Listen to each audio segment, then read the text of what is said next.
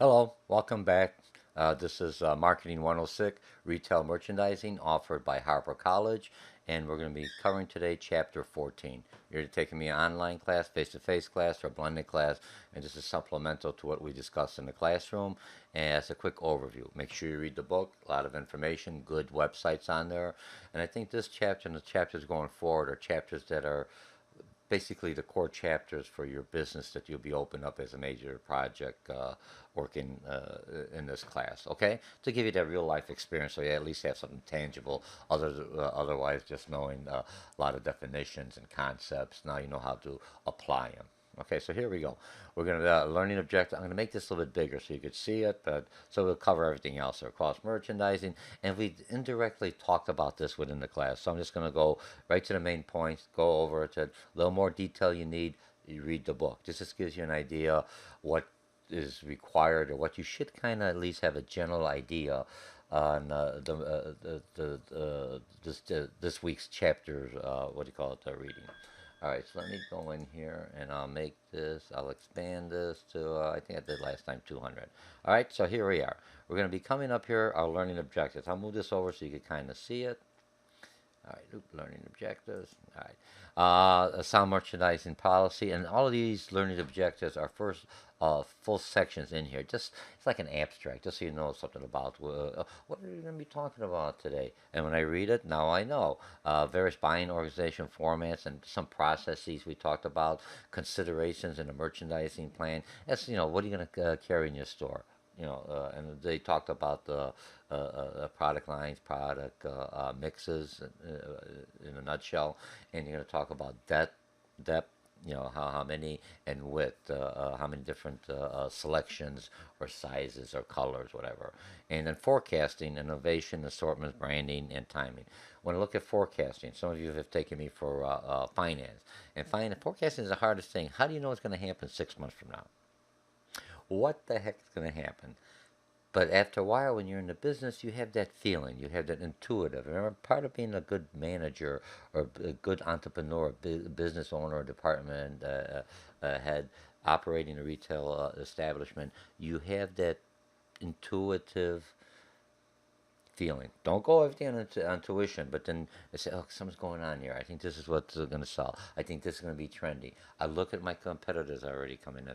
I talk to different networks. I look at social media. I talk to my suppliers. I talk to my buyers. I talk to my sellers. And I look around there and I have a general idea, not really sure, but after a while, I'm pretty comfortable knowing I think this is what will sell. Remember, even if it doesn't sell through the marketing, you market it, your pricing, your locations, how you present in the store, you still could sell a product that is on the cuff. Hopefully, you have a product that they come in here and it sells right away, and now you have your cash flow and you have your money available. You reduce your inventory, and you have people coming in the store and maybe buying some private labels, maybe buying some brands, and that's what we're going to be talking about. And then category management, merchandising software. Life without a computer, how did they do it before? Now you have the computer, tells you what your customers like, tells you your previous buys. Doesn't mean necessarily to buy this, but have a good indicator. Do you like something similar like this? And now this is the next level up, or it's similar, and I can still see them buying them because I have a profile on my clientele or my customers coming into my store. Okay, that's basically it. So let's go into the details, and I'll bring it in there because usually I have my picture in here. And look, I use technology in here through the blog. I use so you at least know who's talking. So there's voice out there. You have a face to relate to. And again, if you run into me on the main campus at Harper, say, hey, Dr. George, it's me. Remember, I'm in your online class or blended class. If you're in my blended class, I know who you are already. Okay? Okay, merchandising philosophy.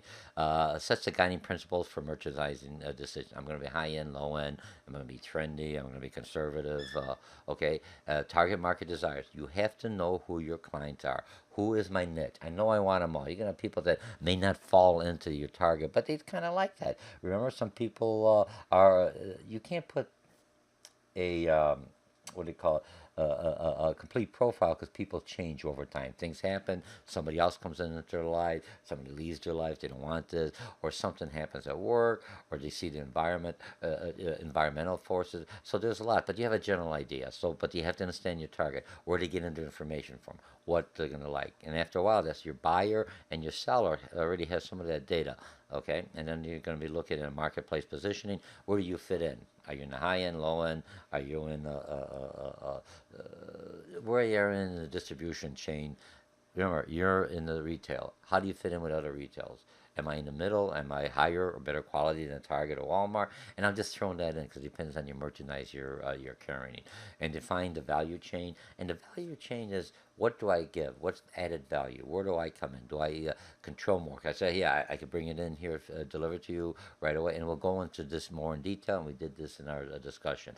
How much it's going to cost? I'm not. When I'm looking at cost, I'm looking at cost for me to bring this thing to the market. I'm going to always want to make some profit out of it, but what's going to be the cost for the goods, and what's going to be the cost of the customer, and what's going to be the cost if I ship it online or if there's return. All those costs have to be assimilated, and you know, it depends. Sometimes you may have no return, but you have to look at the worst case scenario and the best case, and sometime in the middle you're going to come up. Here's what I think the costs will be to me as a retailer, selling this product, or holding this product, or trying to introduce this product into that.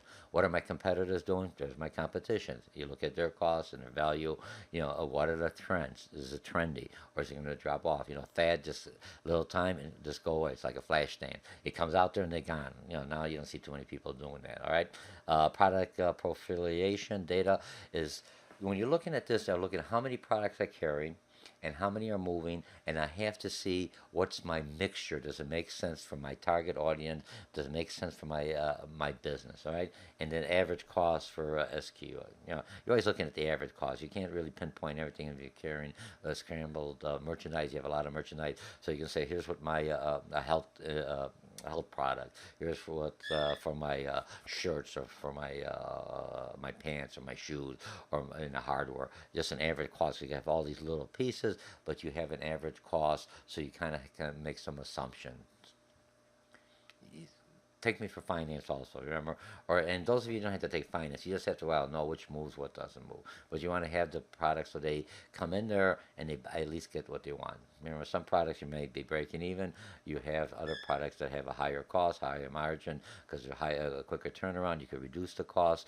Or you have products that are basically, you're one of a kind and you carry them, so you could charge them a little bit higher because they're going to come to your store because you only want to carry them. Your competitors don't think it's profitable. Remember, that's the difference between a small business and like the larger chains, because they're always looking at the numbers, not selling clearance, not selling clearance. But some people may want that, and you're the one carrying that, so you could get people not only in the geographic area, because you got e-commerce, you could get people from the outside online and buy stuff. Amazon, you could put stuff they're not selling, you pay on Amazon a fee, you ship it to them, they'll ship it on there. I think you have to have 10 or more items, you pay some kind of fee, but you're still breaking up even. And what happens when you send it, because Amazon a lot of times, sometimes they have it, but when you're giving them merchandise, have you locate, you're going to think, call me. I'm the one who, the manufacturer, distributor, and now you make that connection with the customer through Amazon, who has a larger presence, and people utilize them, and I don't have to worry about the returns and everything else, because they handle that for me. So remember, so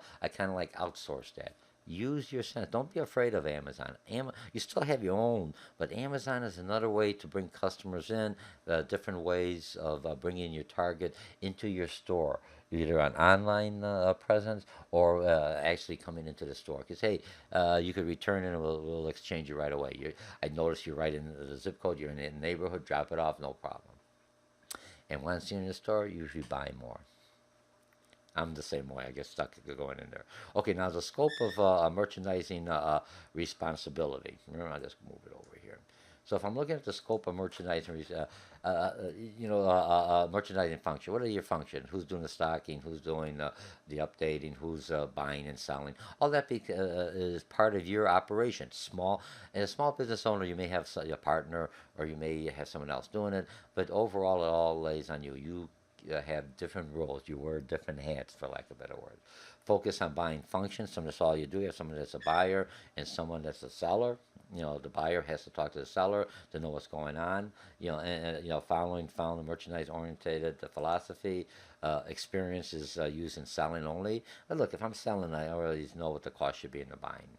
Usually they work. A lot of times my sellers become buyers, my buyers become sellers. They're cross trained so they understand both sides of the equation, both sides of the coin, for lack of better words.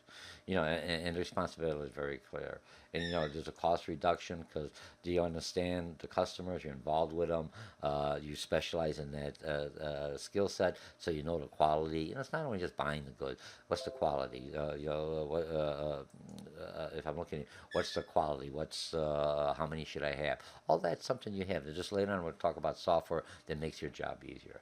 Morale of store personnel goes up when they get more authority. Selling is not viewed as a secondary task. And marketing, hey, it's part of it. If it wasn't for selling, why would you be in business?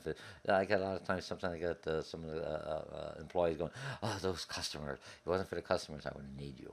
Okay, salesperson, and then look, if the cost goes up with, when I have a salesperson in there, he or she basically is costing me more, but it's more of a higher end to convince, and so a customer has a person here they could talk to. Otherwise, you see, like, I wanted to win these for something else. Now you got all it's touchscreen, but you got to have a debit card. You got to have thing. It doesn't take cash. You could touchscreen, order it, and your order be ready. What are they doing? The minimum wage went up. Minimum wage went up, and I'm just talking. If minimum wage goes up, it affects everyone, not only the fast food industry, and it affects me that I hire college kids coming in there, and they're not really kids, college individuals coming in there working for me, flexibility, but the law says I got to pay them this amount, so that's an expense that I, as a business owner, has to pass on to my customers. If I could reduce that expense, okay. And a lot of times, fast food, it costs me so much. How much more value could you do in a Big Mac or a Whopper? You end up basically have to do. Oops, things are going on here. Sorry, I got my automatic email on here. I get a lot of activity. Business cost goes up, so I have to reduce that. So now they have a machine. You come in there, you have to wait in line, press it, and then you get a number 25, and you have everything all done. You just eliminate that transaction of cash. It takes a person make a mistake. It takes a transaction. I can sit down and wait for my order to come in. Pretty soon you do that, and you also have that for the drive-throughs also, or you use your smartphone to call it in, and it's ready for you, and you pick up at the window. Okay. Now micro merchandising. When I look at micro merchandise, retailers adjust shelf space allocations to respond to customer differences, and you see that a lot of stores they know the more expensive stuff is on the top, just psychologically it's higher price.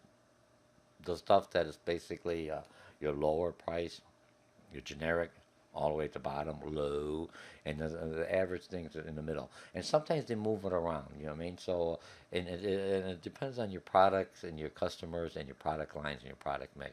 Even in a lot of stores have different product lines. You have product. I'm an office supply store, yeah, right? So I've got different kind of product lines, and I may adjust my quality depending on the sales or the percentage of the floor space, how much money am I getting back for keeping that floor space in there with my ads and my goods. If it's something that's selling, push it all the way in the back. If it's something that people come in quickly, up in the front or in the middle. So if they're in the middle, they walk, and when they walk by to there, you have your store is laid out. We'll talk later on where you'll come to those areas because you got to pass through. Oh, well, I'm already here. So it's everything is convenient for the customer. Here's where they're buying it, and the perimeter is where you have your added or complementary things that you utilize. It online, it makes it easier. I brought this. I get a thing. People who also purchased this in the last 20 days or whatever, or historically also looked at this item and might have purchased that.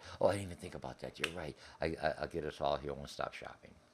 Now you have to do that in a physical store and be able to have everything close by. In a clothing store, I buy shirts and everything else. The ties are over there. Sometimes they set up, ladies, you got shirts. Okay, so I got my dresses, my blouses.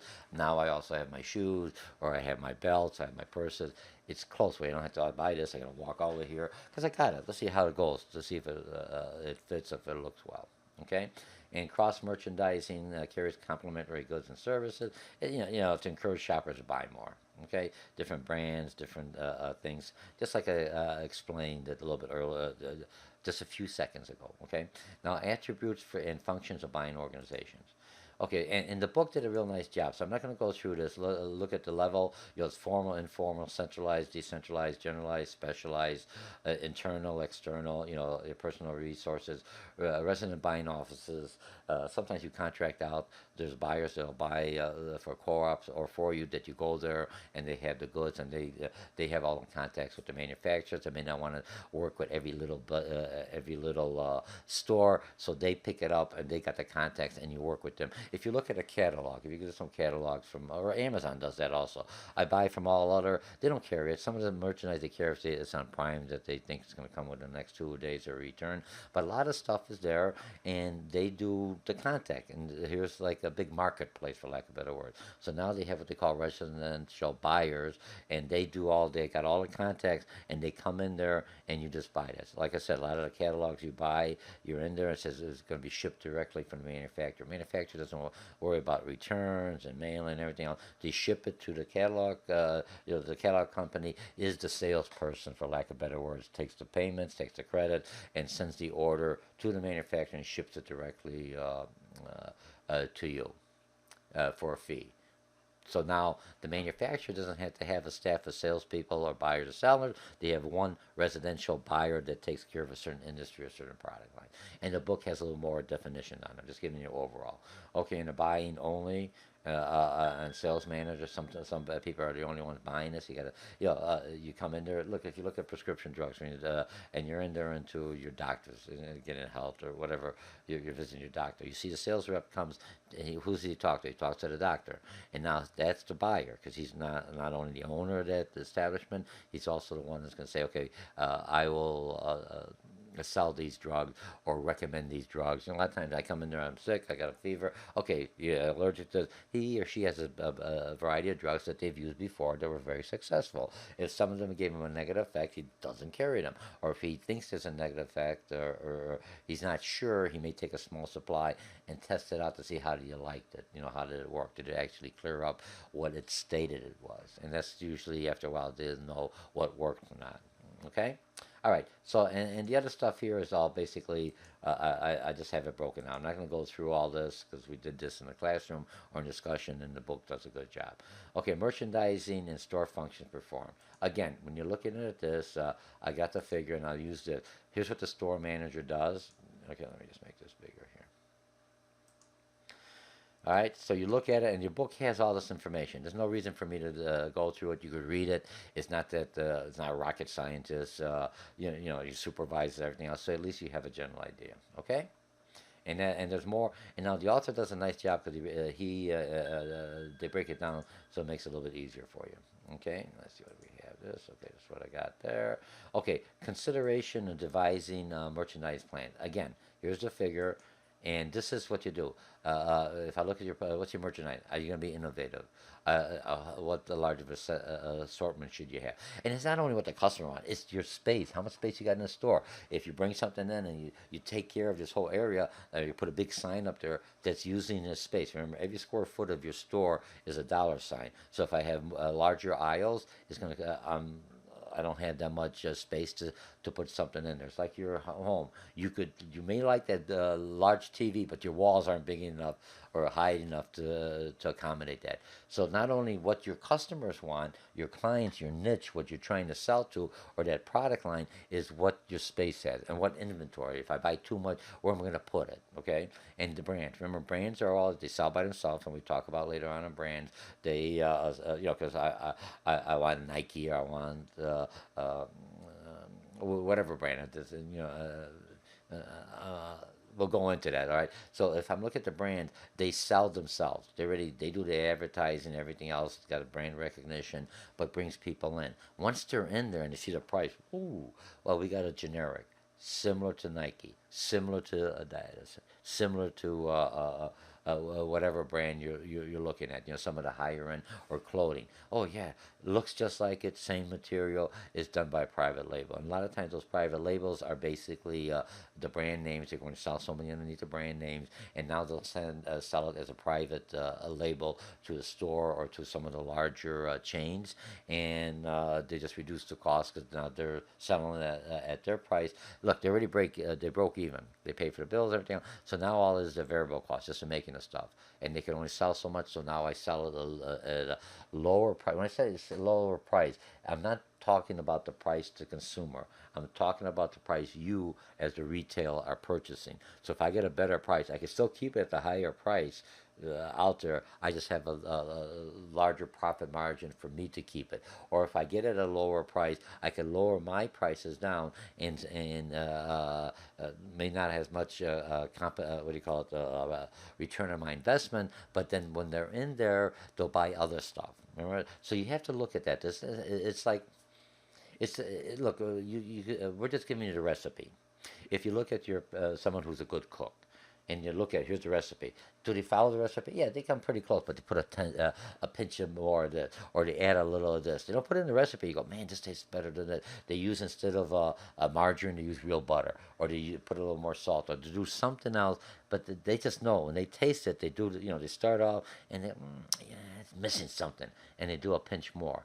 And that's preference, and that's what you have to do as a store owner, is look at the preference of your niche or your customer. Timing when you bring it in. Now you see a lot of stuff coming for the summer stuff. Okay, you see all this timing. It's not summer yet, so it's there. People may buy in advance, but they're not thinking about buying that swimsuit now because they gotta lose a little weight. So let me lose a little weight, make sure I get the right size.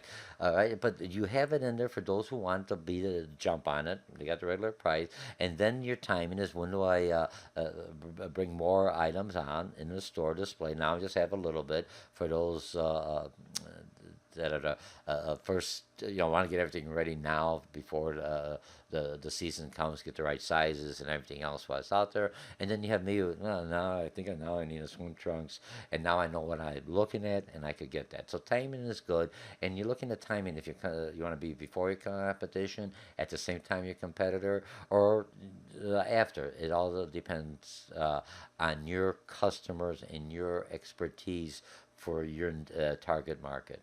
I can't remember. There's just a plan, and you had to put it together, and you're the one who puts it together as a retail store owner or a department store or buyer. If you're a buyer or seller, like some of the students in my class are merchandising, going to be purchasers or buyers. You have to understand that store, what makes sense for them, so you understand their operation. That's why you're taking this course. You understand different stores. I mean, I don't own the store, but I'm selling to the store. I have to understand their clientele. I understand their layout. Like I say, here's a good spot for this because I'm in the store. I'm interactive. And every store is not the same. Depends on the store. Some got more area. Some have very little inventory. So maybe say, okay, I understand you don't have the inventory. We have just in time. We'll keep it for you, a little higher cost, and we'll have it to you in 2 days. Or they could buy it if they don't have the site. We'll ship it directly for not for free. I'm a business owner. Okay, and then forecasting. Okay, so basically you have everything in here. Now, type of merchandising. Again, you got staple merchandising, assortment of merchandising.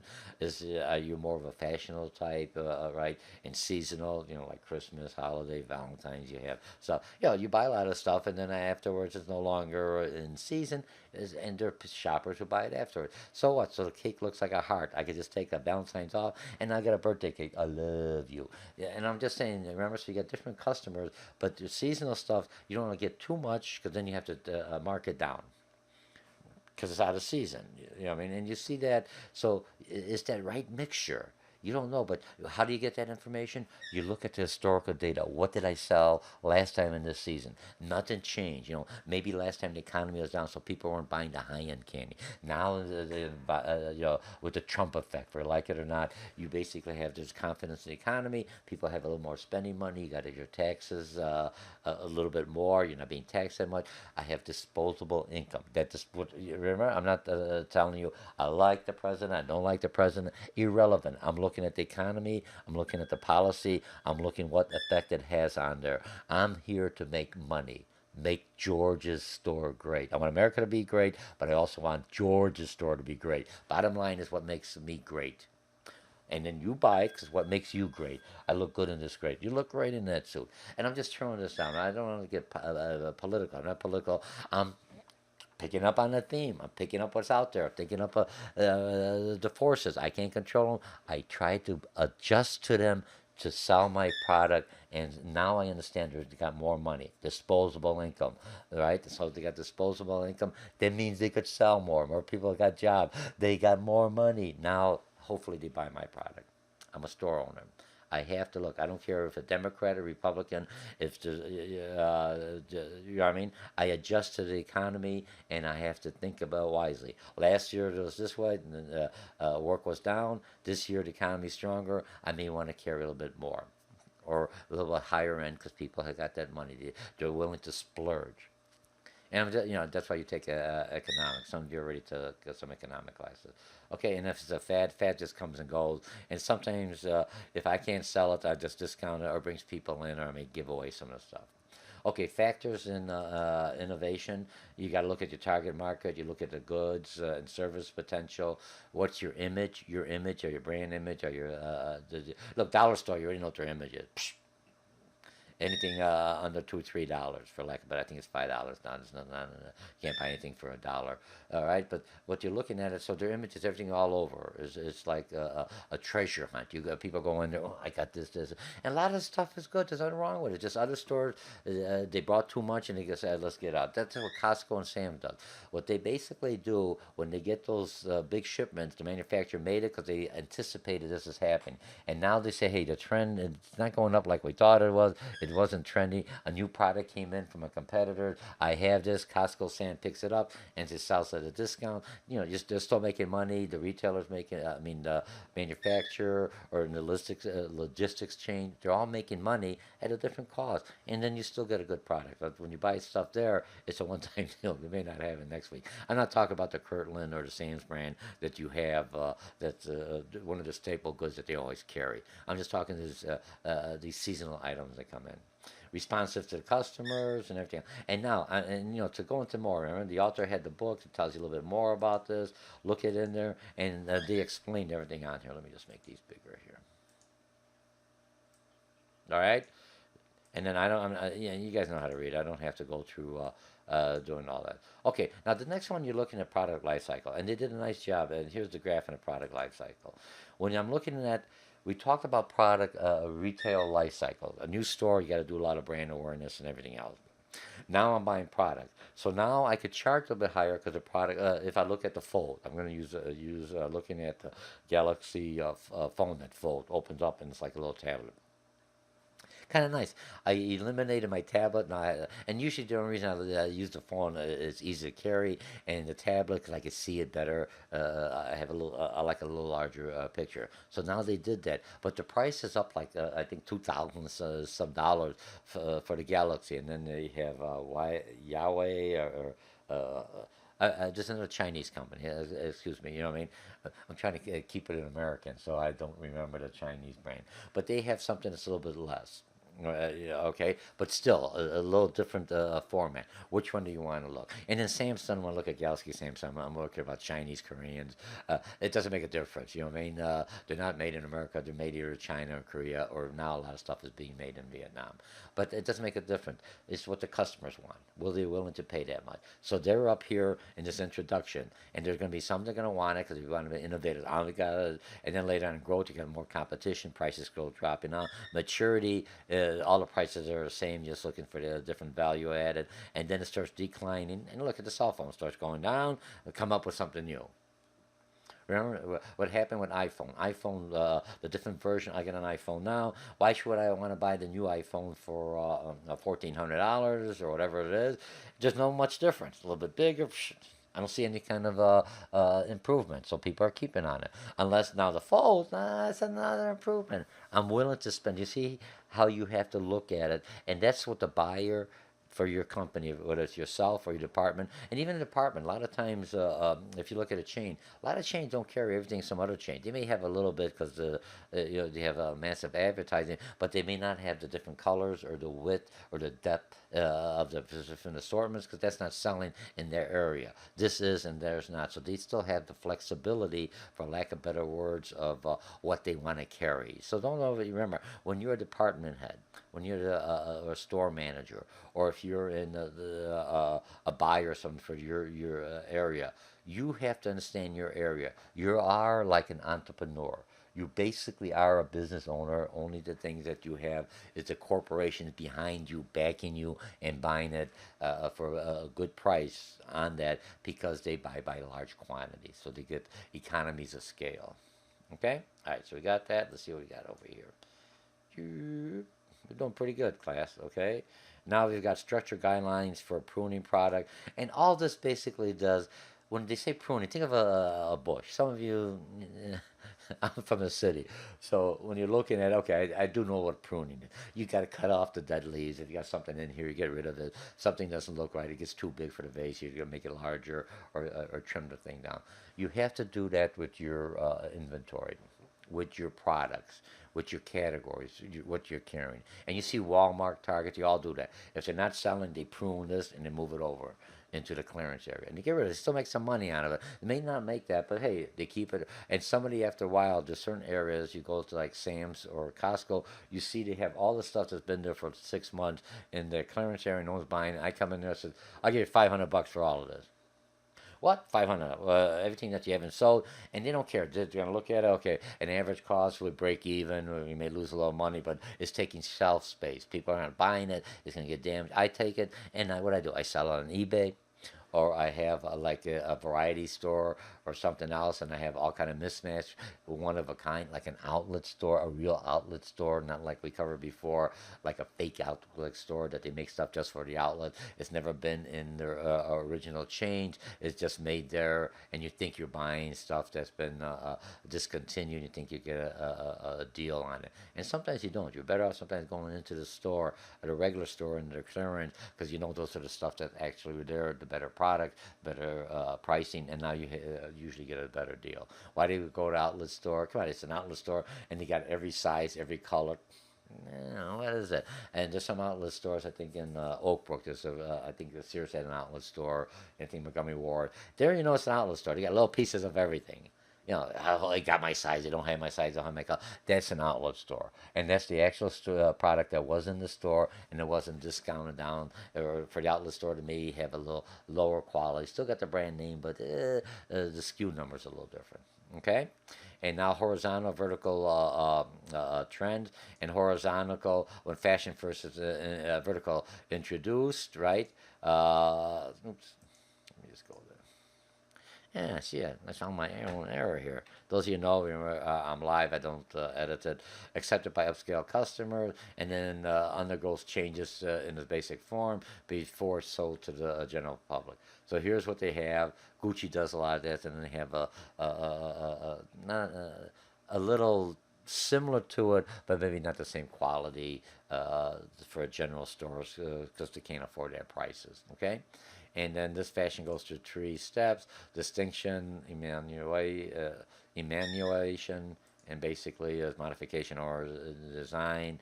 Distinction, it's original designs in the store, and then it goes economic. And look, it's still the brand name, it's still good quality, but not what you're paying for $500. You're only paying $100. So maybe it's got, instead of 100% cotton, it's 60% cotton, polyester. Maybe the stitching's a little. It's nothing wrong with it. It's just different markets. They understand different customers, different price ranges that customer is willing to spend for a product. Okay, and then when you go horizontal, trains as a fashion market to a broad spectrum of people at the introduction, while retain its basic form. It doesn't really change much. It just goes out to the same group, and it's always the same on that. Okay, so it goes horizontal, vertical, up and down. Here's the high end. You see the stars ornament. Then you got the next level. Okay, it's like that. A little change. Oh, I got a good discount. And then you finally go into the Walmart and the Kmart. Not specifically made for that retail brand. Okay. Okay, what does he say? A checklist for predicting what do you call it? Fashion adaptation. We talked about this. You could read it. You don't need it. You know, the book had it. And the book, the author did a nice job. He explained and walked through it. And we discussed this in the classroom or in the discussion board. So you have everything on there. Remember, this is a quick overview. And now you have factors in planning merchandising. And this, I got rid of this one. Sorry. I did some modification. Delete. What the heck is it? Oops. I just got to hit delete. Hang on. Okay. All right. So here you have, and again, in the book, it gives you the factors, the target market. It gives you everything that you need. You don't have to do it. So remember, when you look at this, I understand there's a lot of information we covered. I'm just planting seeds. You're just in your mind, you go, my goodness, Dr. George, I can't remember all that. I understand that. But after a while, it comes second nature. When you're looking at something, you're looking at it, and then you figure it out. Look, a lot of people, when you get the instructions to build something, I look at how the pieces fall. How you do? I can see how it goes together. Once I get the two pieces, how does it go? And then I read the instruction. So when you're looking at it from a business, this is everything else. This is your business. You know what your image is. You know what customers are coming in. That's what you're looking for. And if you hear that, that's my cockatiel. I have some people asking when your bird comes in here. Usually, I have like an outside cage for him. It's just a little bit cold today. Now, we talked about this earlier, and I explained this in other chapters. You know, because I keep on throwing that. When you look at the width of assortment, it refers to the number of distinct goods, services, and categories, product lines that a retail carries. That's all I'm going to say now. Remember, I'm not going to beat it to just keep on repeating it. This is a refresher. You already know it. And now the depth refers to the variety. Just so here's a product line. How many different product lines I have? You know, I'm an office a retail store. Office supply. So I got paper, different types of paper. I've got different ink cartridges. I got different printers.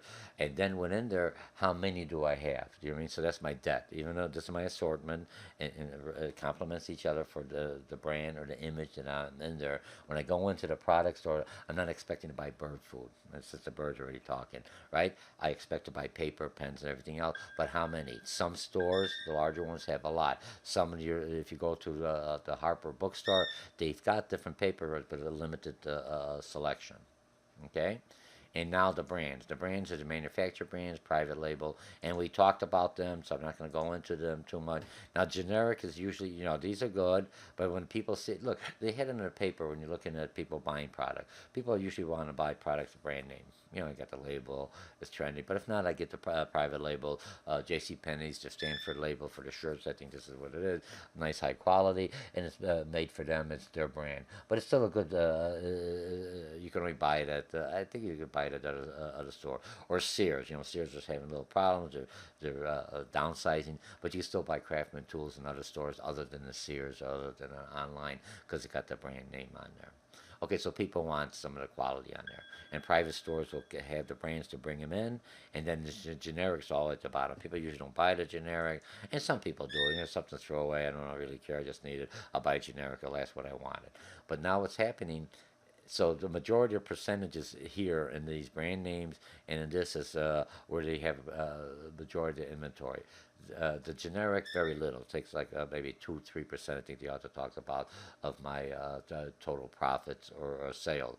In pharmaceutical, because drugs are so expensive, the generic is the 80%, and the name brands are a smaller percentage. Because the generic, people say, man, it's still the same. And look, when you look at the different generic medication, the main ingredient is the same. The base they put it in is different. So this one may have something that's not allergenic or you're not allergic to, but the other one's got the same product, but the base is different. You know, the main component, and you may have some allergies or may dissolve a little bit slower or a little bit faster than the other one. So do you see the difference? But this is where all the money's going in pharmaceutical because of the cost.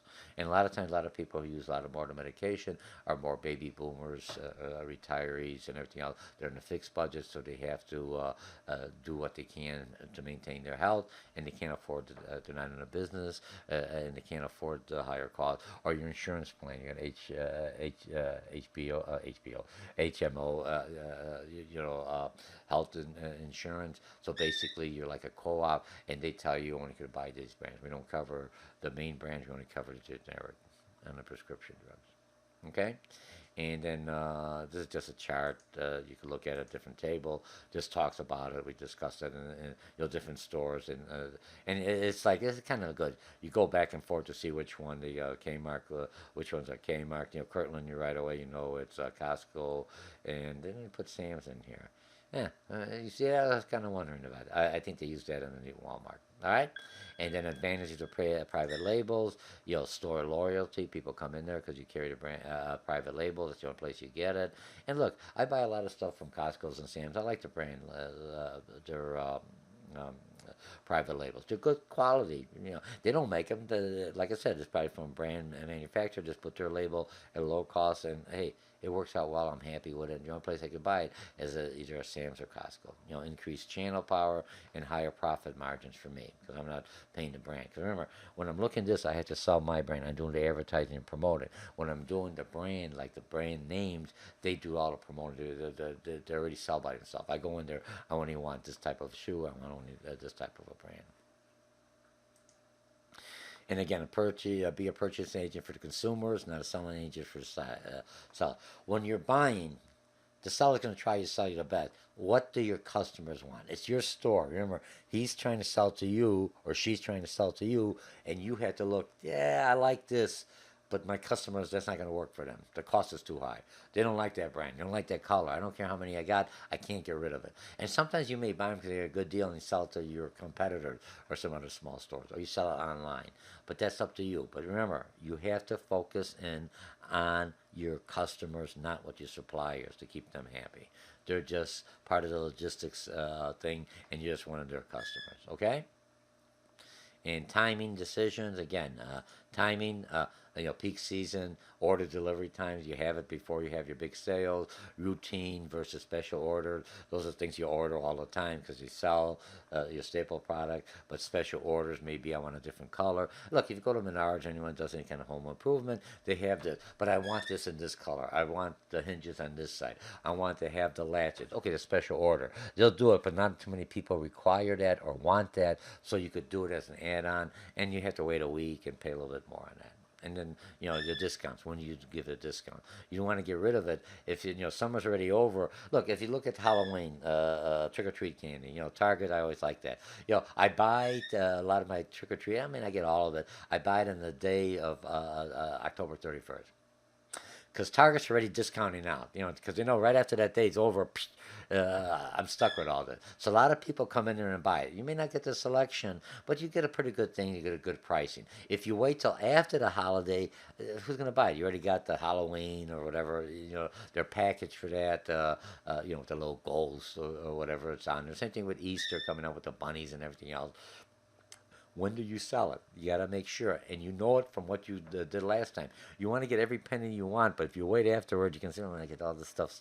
No one's going to buy it." But if you see that they're buying it, and my inventory is down, so you have to have just enough inventory, and then you're looking at, you know what? I'll keep it out because what's going to be left is I could discount it, and still people buy it because I don't have that much. If I have all my shelves full, and tomorrow is trick or treat, or it's Easter, or whatever holiday, Valentine's Day, and I got all this stuff, I better start discounting now because I'm going to get stuck with a lot of this stuff. Okay? And then the other thing is category management is make sure you know what category you're going to have it. Assign a role to the category, category to find opportunities for improvement. And when I look at a category, here's my pencil, here's my category, here's my I group things, for lack of better words, similar items, and put them in a certain category, and create a marketing strategy for that category, tactics, and roll out plans. When I bring this out, Thanksgiving. What do you need for Thanksgiving? I need a turkey. Okay, so the turkey's real low, but I gotta have cranberry. I gotta have all the side dishes are all in there, and that it all kind of fits in there for me to look at that category, and I know my overall costs.